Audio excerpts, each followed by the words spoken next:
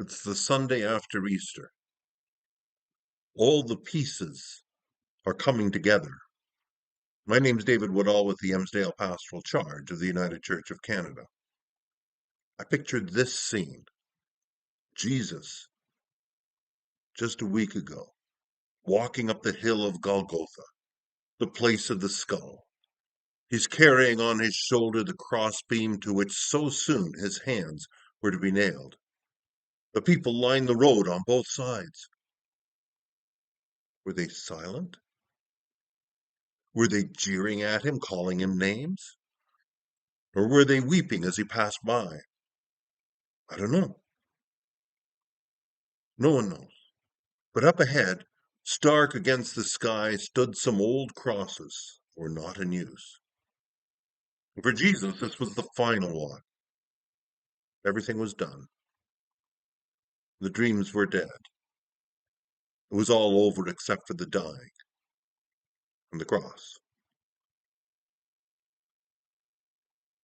Only somehow, it wasn't finished. It didn't end. We walk out of our Easter celebrations into a new season. The story of our faith begins not in an empty cross, despite all of its symbolism. The story of our faith begins in the shadow of the empty tomb. Without the cross, without the empty tomb, there would be no faith. But the cross and the tomb brings into focus what our faith is all about. You see, we're not about noble sentiments or wise teachings or great ideals. We are living in the legacy of a risen Christ. There is no more that we can say, and there's no less that we can say. Christ is risen. Now, I won't touch whether it was an actual rising or a bursting of the Spirit within his followers. That can be left for another day. These ending days of Jesus remind me of the beginning of Jesus' ministry. Endings always do that.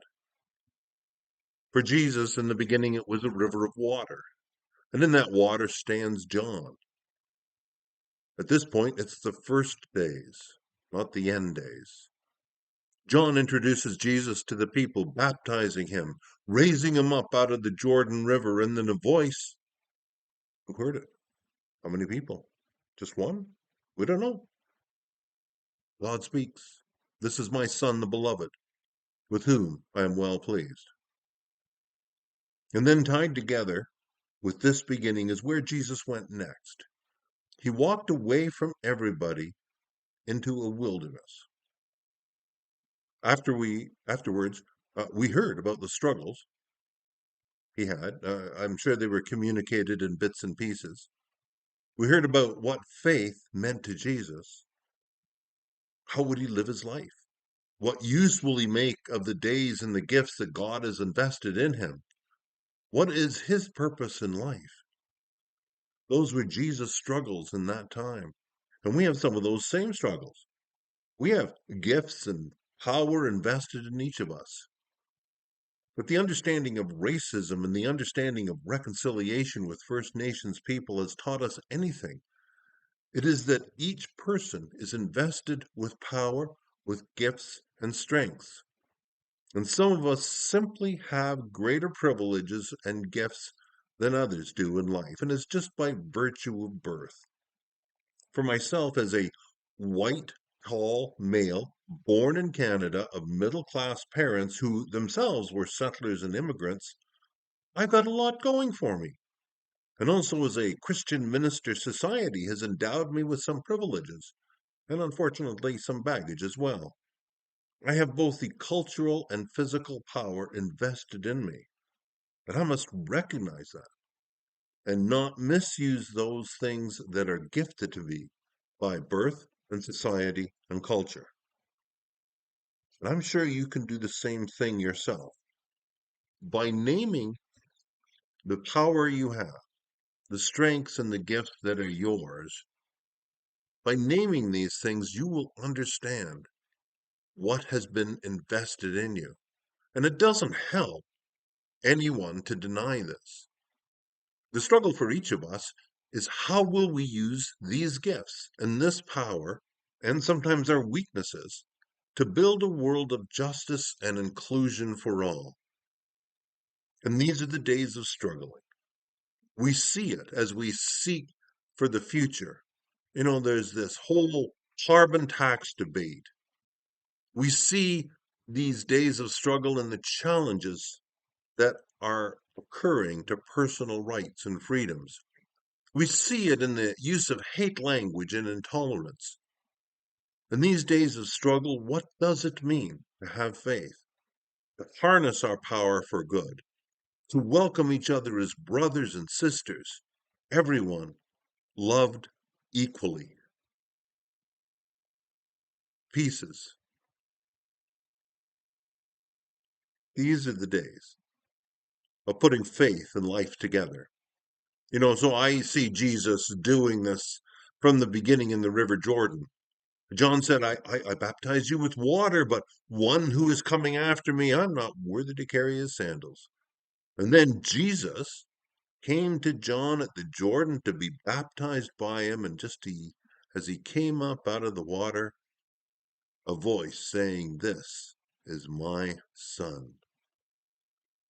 The gospel writers, at times, give the impression that Jesus was aware of what was going to happen to him from the very beginning, that what was in store for him as he went on his ministry and outreach, that Jesus somehow knew the cross lay at the end of the road.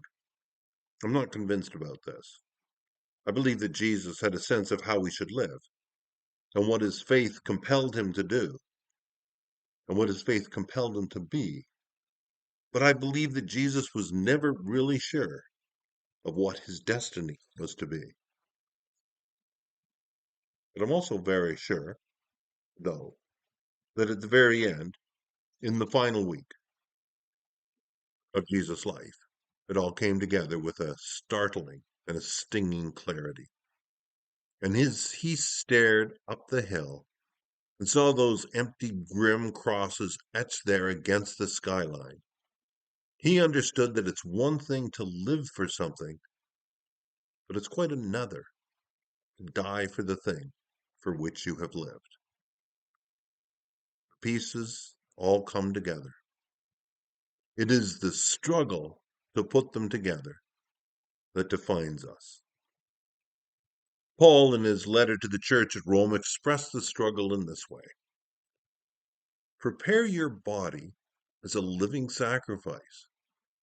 Don't be conformed to this age, but be transformed by the renewing of your mind, so that you may discern what is good and acceptable and perfect. Do not think of yourself more highly than you ought to. We have gifts that differ: prophecy, ministry, the teacher, the encourager, the giver, the leader, the compassionate. Honor these gifts. And for yourself, let your love be genuine. Hate what is evil, hold fast to what is good. Love one another with mutual affection. Outdo one another in showing honor. Don't lag in zeal, but be ardent in spirit. Serve the Lord. Rejoice in hope. Be patient in affliction. Persevere in prayer. Contribute. Pursue hospitality to strangers. Bless those who persecute you. Bless and don't curse them. Rejoice with those who rejoice. Weep with those who weep. Live in harmony with one another. Do not be arrogant, but associate with the lowly. Do not claim to be wiser than you are. Do not repay anyone evil for evil, but take thought for what is noble in the sight of all. And finally, if it is possible, so far as it depends on you, live peaceably with all. This passage is like a roadmap to guide us through these days of struggle. All the pieces came together for Jesus in the walk up the hill to Golgotha. The scattered and shattering and wonderful encounters Jesus had with people, the teachings he shared, the struggles in the wilderness, the rejection of honors that were deemed worthy by others for him, turned down by Jesus in order to walk in the ways that God called him to walk. And with clarity, he understood. In these days, for each of us, on the journey away from the empty tomb, all the pieces come together in some kind of coherent whole, or at least they begin to come together. Finally, we get to know our destiny, our purpose in life. In these days when the clamor and confusion of life assaults us and assails our ears, when we suffer indecision and greet the day with a vague sense of unease because perhaps the pieces won't come together, these days are the days of struggle. These are the days when the pieces come together. These are the days when we bring life and faith together, because these are the days of our lives. God bless us all. Amen.